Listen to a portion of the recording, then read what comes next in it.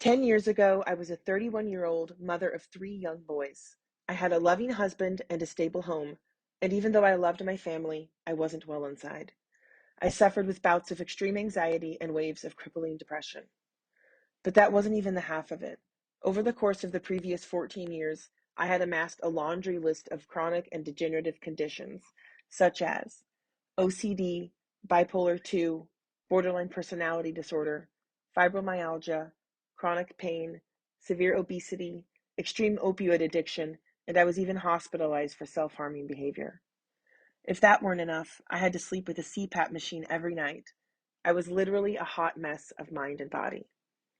My calendar was structured around prescription refills, hospital visits, therapy sessions, comfort foods, entertainment, and babies. I thought I was going to be mired in pain and suffering for the rest of my life. I truly did.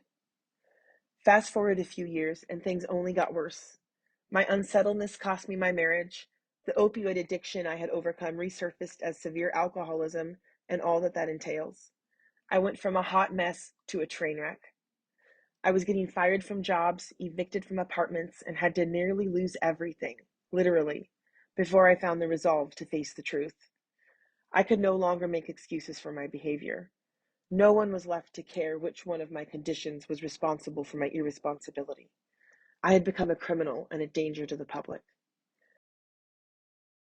Just a few months after my DUI, I became friends with a wellness coach that was able to remind me that many years ago I used to be an accomplished athlete, a present and loving mother, and a fun person to be around.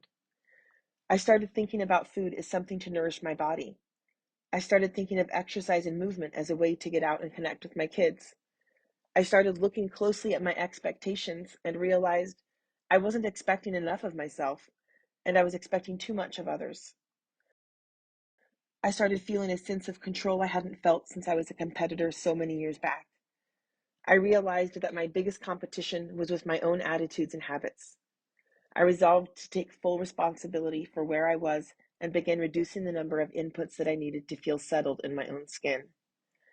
I would never have believed you if you told me 10 years ago that by the time I was 40, I'd be fitter, happier, and more excited to face the day than when I was a teen. But it's true. Become an active participant in your health and challenge the limiting beliefs you have about yourself. Question the negative habits you've developed and understand that change takes time. But above all else, don't let your diagnoses keep you on the sidelines of your life. Hey Mom, do you know the pass? Yeah, go on, guys.